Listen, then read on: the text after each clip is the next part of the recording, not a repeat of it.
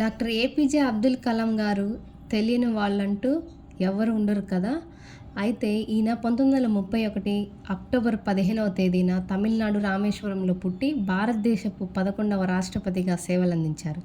ఆయన missile man of ఇండియాగా ప్రసిద్ధి చెందారు. పేద కుటుంబ పరిస్థితుల మధ్య సాదాసీదాగా పెరిగిన ప్రతి సవాళ్లను అధిగమించి ఒక గొప్ప శాస్త్రవేత్త మరియు నాయకుడిగా నిలిచారు. తను చిన్న వయసులో వార్తాపత్రికలు అమ్ముతూ కుటుంబానికి సహాయం చేసేవారు. అదేవిధంగా తిరుచిరాపల్లిలోని సెయింట్ జోసెఫ్ కళాశాలలో భౌతిక శాస్త్రం అభ్యసించారు. మద్రాస్ ఇన్స్టిట్యూట్ ఆఫ్ టెక్నాలజీ నుండి ఏరోస్పేస్ ఇంజనీరింగ్లో డిగ్రీ పొందడం జరిగింది. 1981 సంవత్సరంలో భారతదేశపు మొట్టమొదటి ప్రయోగాత్మక భూస్థిర సమాచార ఉపగ్రహం దీనిని అంతరిక్షంలోనికి పంపించడానికి ఇస్రో సిద్ధమవుతుందన్నమాట. అయితే ఉపగ్రహం విజయవంతంగా పనిచేయడానికి దానిలోని కమ్యూనికేషన్ పరికరాలు, ముఖ్యంగా యాంటీనాను భూమిపై సరైన విధంగా పరీక్షించడం చాలా అవసరం అన్నమాట. ఇక్కడ ఒక సమస్య ఎదురైంది వాళ్ళకి. అదేంటంటే అయస్కాంత జోక్యం. ఉపగ్రహాన్ని పరీక్షించేటప్పుడు శాస్త్రవేత్తలు ఉపయోగించాలనుకున్న ట్రక్కులు, ఇతర లోహాలతో తయారు చేసిన వాహనాలు ఉండడం వల్ల అక్కడ ఎలక్ట్రానిక్ మరియు సిగ్నల్స్పై అయస్కాంత జోక్యాన్ని సృష్టిస్తున్నాయన్నమాట.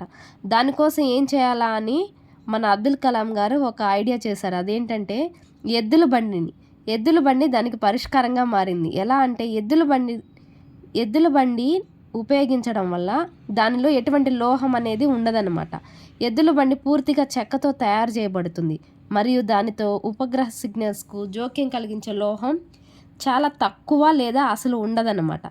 దానికోసం యాంటీనా పరీక్షను నిర్వహించడానికి నగరాల నుండి, భవనాల నుండి వచ్చే రేడియో సిగ్నల్స్ జోక్యం లేకుండా విశాలమైన బహిరంగ ప్రదేశం అవసరం అన్నమాట.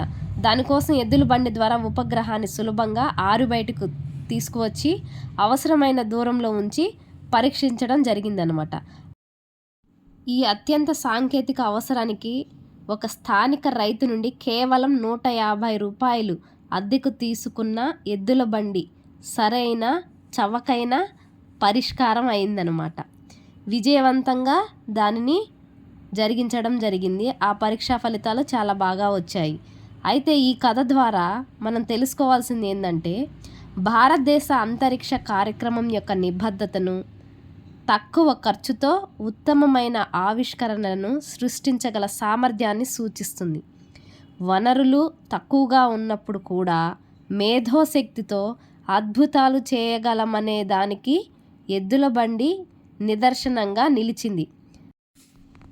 అది మేలుకొని ఇస్రో సైకిళ్లపై రాకెట్ భాగాలను తరలించినప్పటి నుంచి చంద్రుడి దక్షిణ ధ్రువంపై కాలు మోపిన మొదటి దేశంగా మారడం వరకు ఈ ప్రయాణంలో ఎద్దుల బండి ఒక మధురమైన స్ఫూర్తిదాయకమైన చిహ్నంగా మిగిలిపోయిందనమాట. Okay guys, thank you. Please subscribe to my channel.